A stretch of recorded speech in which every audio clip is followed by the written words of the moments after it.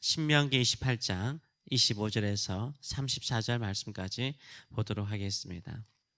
내 자녀를 다른 민족에게 빼앗기고 종일 생각하고 찾음으로 눈이 피곤하여 지나 내 손에 힘이 없을 것이며 내 토지 소산과 내 수고로 얻은 것을 내가 알지 못하는 민족이 먹겠고 너는 항상 압제와 학대를 받을 것이니 이러므로 내 눈이 보이는 일로 말미암아 내가 미치리라. 아멘. 이 말씀을 읽고 또 이 말씀을 아멘으로 할 수 있다는 게 참 쉽지 않은 일입니다. 그럴지라도 하나님의 경고의 메시지를 좋은 말씀뿐만 아니라 이런 말씀도 아멘으로 화답하며 주의 말씀을 따라 살아가시는 저와 여러분 되시길 축원합니다. 이 말씀을 가지고 경외가 진정한 회개이다. 경외가 진정한 회개이다 라는 제목으로 같이 은혜를 나누기로 원합니다. 이 말씀을 읽으면서 어떤 생각을 하셨습니까? 전쟁의 폐하에서요 7길로 도망가고 시체가 온 땅을 덮고 모든 아래에 흩어지나 돕는 자가 없습니다. 애굽에 내린 모든 재앙이 임하나 치유받지 못합니다. 항상 압제와 노략을 당하나 돕는 자가 없습니다.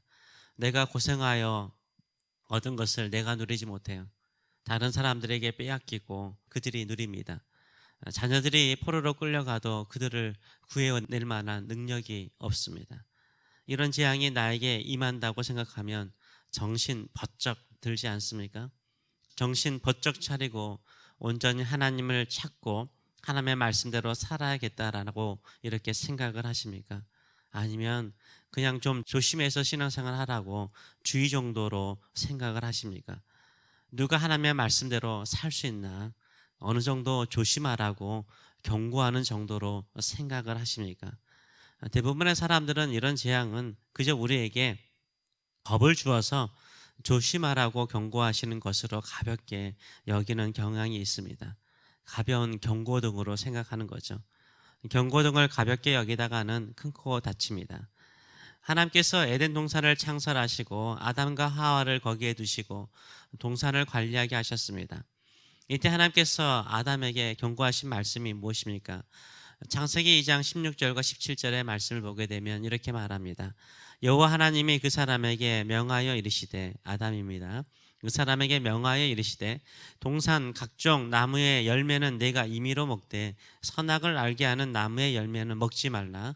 내가 먹는 날에는 반드시 죽으리라 하시니라. 네가 먹는 날에는 반드시 죽으리라 라고 하나님께서 경고하셨습니다. 근데 아담은요 가벼운 주의 정도로 따먹지 말라라는 주의 정도로 생각을 했던 것 같습니다. 하하가 뱀의 유혹을 받아서 선악을 알게 하는 나무의 열매를 먼저 따먹습니다. 그리고 아담에게 줍니다. 아담은요 주저없이 그 열매를 먹습니다. 성경 어디에도 아담이요 갈등을 했거나 주저했다라는 표현이 없습니다. 그냥 먹어버립니다. 반드시 죽으리라. 이 경고를 아담은 어떻게 생각했습니까? 아주 가벼운 경고 정도로 생각을 했던 것입니다. 조심하라는 정도로 생각을 했던 것입니다. 결국 아담과 하와는 에덴 동산에서 쫓겨났을 뿐만 아니라 하나님께서 경고하신 대로 죽습니다. 아담과 하와는 죽어요.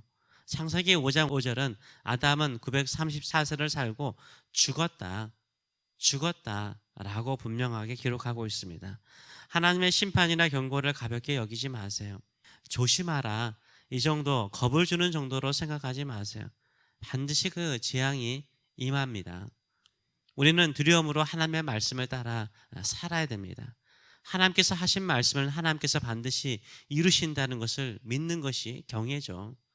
그 경외의 감이 있기 때문에 하나님이 주시는 명령하시는 하나님께서 경고하시는 그 재앙을 주의 깊게 듣고 현실이 될 수 있다라는 생각을 하실 필요가 있습니다. 오늘 본문의 재앙이 이스라엘 백성들에게 임하였을까요? 이 말씀대로 이루어졌을까요? 네, 이루어졌어요.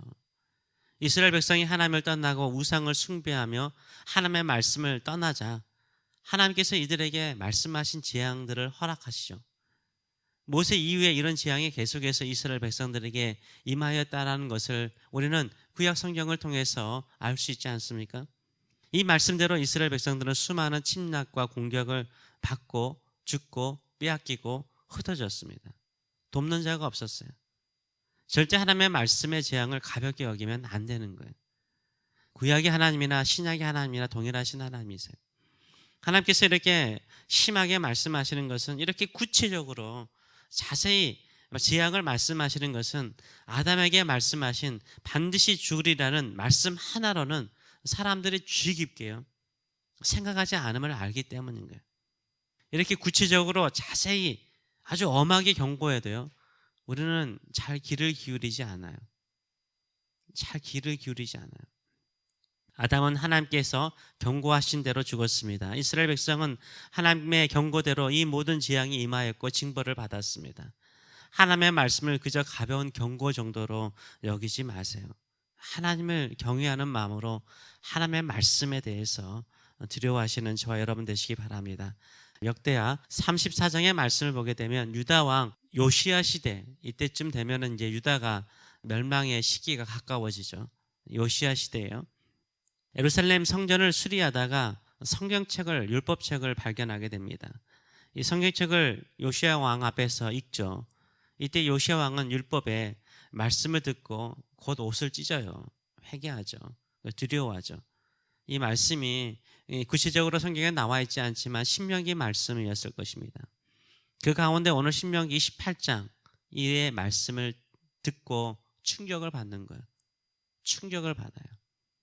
그 당시에 여선지자 훌다에게 하나님의 뜻을 묻죠. 하나님께서 여선지자 훌다를 통해서 이렇게 말씀하세요. 역대하 34장 24절에서 25절 말씀 보게 되면 여호와께서 이같이 말씀하시기를 내가 이곳과 이 주민에게 재앙을 내리되 곧 유다 왕 앞에서 읽은 책에 기록된 모든 저주대로 하리니. 읽은 책에 기록된 모든 저주대로 하리니 이는 이 백성들이 나를 버리고 다른 신들에게 분향하며 그의 손의 모든 행위로 나의 노여움을 샀습니다. 그러므로 나의 노여움을 이곳에 쏟음에 꺼지지 아니하리라 라고 말씀하세요. 요시야 왕은요 전쟁터에서 전사함으로써 이런 재앙을 직접 경험하지 않습니다. 그러나 요시야 사후에 그의 아들과 그의 손주들은 엄청난 재앙을 경험하게 되죠. 그리고 유다 백성들은 다 흩어집니다. 하나님의 경고는 단순하게 말이 아닙니다. 현실이에요. 이미 요시야 왕 이전에도 이런 재앙들이 끊임없이 있으면서 경고하였음에도 불구하고 가볍게 여기죠.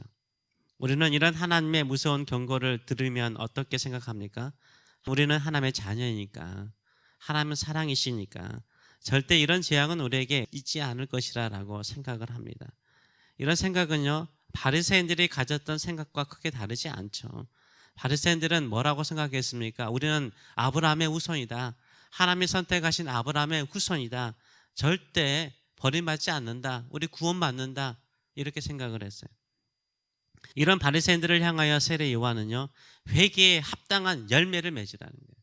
진짜 아브라함의 자손이라면 회개에 합당한 열매를 맺으라라고 경고했죠. 유심은 이런 바리새인들을 향하여서 화 있을진저 라고 분노하셨습니다. 이 세상에 강큰 사람들이 참 많습니다. 하나님의 말씀의 경고를 가볍게 여겨요. 하나님의 말씀에 대한 경외감이 없죠. 두려움이 없습니다. 하나님께서 말씀하신 재앙이 무서워서 벌벌 떨면서 신앙생활을 하는 사람들이 있습니다. 좀 하나님의 사랑의 영광로 속에서 다시 한번 회복되기를 원하는 마음도 있습니다. 또 어떤 사람은 하나님의 말씀을 들어도 망나니처럼 행동해요. 구원의 확신이 100%가 아니라 1000%, 10,000%가 있어요. 하나님을 두려워하는 마음이 없어요. 방자하게 행동해요. 어느 게 더 나을까요? 밸런스가 되게 중요하죠.